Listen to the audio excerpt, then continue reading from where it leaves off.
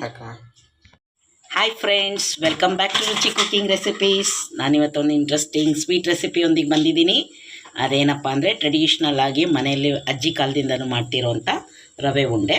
ರವೆ ಉಂಡೆಗೆ ಬೇಕಾಗುವ ಇಂಗ್ರೀಡಿಯೆಂಟ್ ಚಿರೋಟಿ ರವೆ ಅಥವಾ ಬಾಂಬೆ ರವೆ ಅಂತ ಎರಡರಲ್ಲೂ ಮಾಡ್ಬೋದು.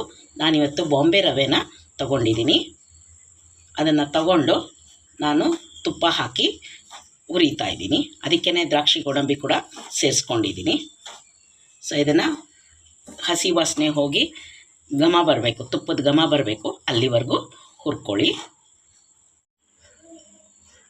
ರವೆನ ಹುರ್ಕೊಂಡ ನಂತರ ಅರ್ಧ ಕೆ ಜಿ ರವೆಯಷ್ಟು ತೊಗೊಂಡಿದ್ದೀನಿ. ಅರ್ಧ ಕೆ ಜಿ ರವೆಗೆ ನಾನು ಅರ್ಧ ಕೆ ಜಿಯಷ್ಟು ಸಕ್ಕರೆನೂ ತೊಗೊಂಡಿದ್ದೀನಿ, ಈಕ್ವಲ್ ಕ್ವಾಂಟಿಟಿನಲ್ಲಿ.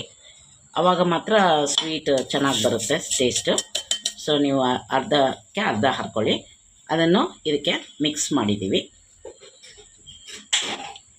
ಚೆನ್ನಾಗಿ ಒಂದೊಳ್ಳೆ ಮಿಕ್ಸ್ ಕೊಡಿ. ನೆಕ್ಸ್ಟು ಏನು ಹಾಕೋದು ಅಂತ ನೋಡಿ. ಒಳ್ಳೆ ಮಿಕ್ಸ್ ಆದಮೇಲೆ ಇದಕ್ಕೆ ಕೊಬ್ಬರಿ ತುರಿಯನ್ನು ಹಾಕ್ಕೊಳ್ಳಿ.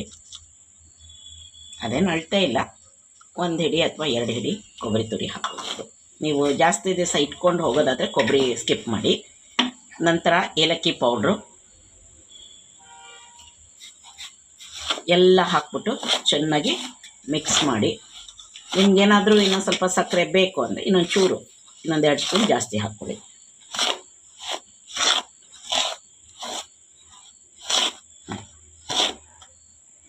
ಇದಕ್ಕೆ 2 ಲೋಟ ನೀರನ್ನು ಹಾಕಬೇಕು. ಹಾಕ್ಬಿಟ್ಟು ಒಲೆ ಹಚ್ಕೊಂಡು ಸಣ್ಣ ಲೋ ಫ್ಲೇಮಲ್ಲಿ ಕೈ ಆಡಿಸ್ತಾ ಇರಬೇಕು. ಸೊ ನಾವೇನು ಸಕ್ಕರೆ ಪುಡಿ ಹಾಕಿದ್ದೀವಿ ಅದೊಂಥರ ಪಾಕ ಬರುತ್ತೆ.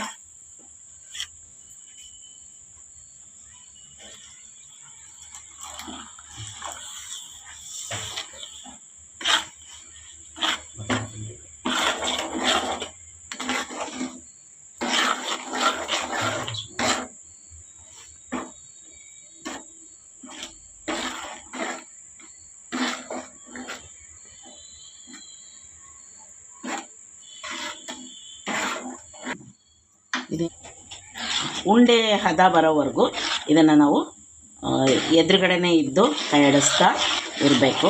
ತಳಗಿಳ ಹತ್ತಬಾರ್ದು. ಸೊ ತುಪ್ಪ ಹಾಕಿ ಹುರಿದಿರೋದ್ರಿಂದ ತುಪ್ಪ ಎಲ್ಲ ಬಿಟ್ಕೊಳ್ಳುತ್ತೆ ಇದರೊಳಗಡೆ.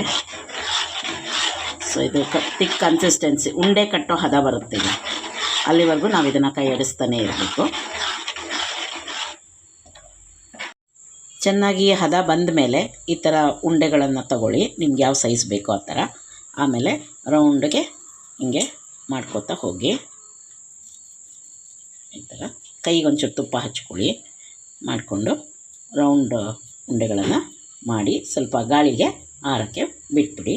ಆರಿದ ನಂತರ ಒಂದು ಬಾಕ್ಸ್ಗೆ ನೀವು ಏರ್ಟೈಟ್ ಬಾಕ್ಸ್ಗೆ ಹಾಕಿಟ್ಕೊಂಡ್ರೆ ಸುಮಾರು ಒಂದು 5-6 ದಿನ ಇಟ್ಕೊಂಡು ತಿನ್ಬೋದು. ಅರ್ಧ ಕೆ ಜಿ ರವೆಗೆ ಅರ್ಧ ಕೆ ಜಿ ರವೆಗೆ ಸುಮಾರು ಒಂದು 40 ಉಂಡೆಗಳಾಗಿದೆ. ಸೈಜು ದೊಡ್ಡದಿದೆ. ನಾನೇನು ಚಿಕ್ಕದಾಗಿ ಏನು ಮಾಡಿಲ್ಲ. ಈ ಥರ ಗಟ್ಟಿ ಆಗುತ್ತೆ. ಸೊ ಗಟ್ಟಿ ಆದಮೇಲೆ ಸವಿಯಲು ಸಿದ್ಧ. ಈ ರೆಸಿಪಿ ಇಷ್ಟ ಆದಲ್ಲಿ ನೀವು ಮಾಡಿ ಹೇಗಿತ್ತು ಅಂತ ಹೇಳಿ. ಮತ್ತು ನನ್ನ ಚಾನಲ್ಗಿನ್ನ ಸಬ್ಸ್ಕ್ರೈಬ್ ಆಗಿಲ್ಲ ಅಂದರೆ ದಯವಿಟ್ಟು ಸಬ್ಸ್ಕ್ರೈಬ್ ಆಗೋದನ್ನು ಮರಿಬೇಡಿ. ಇನ್ನೊಂದು ವಿಡಿಯೋ ಜೊತೆಗೆ ನಿಮ್ಮನ್ನು ಭೇಟಿ ಆಗ್ತೀನಿ. ಅಲ್ಲಿವರೆಗೂ take care, bye. Thanks for watching.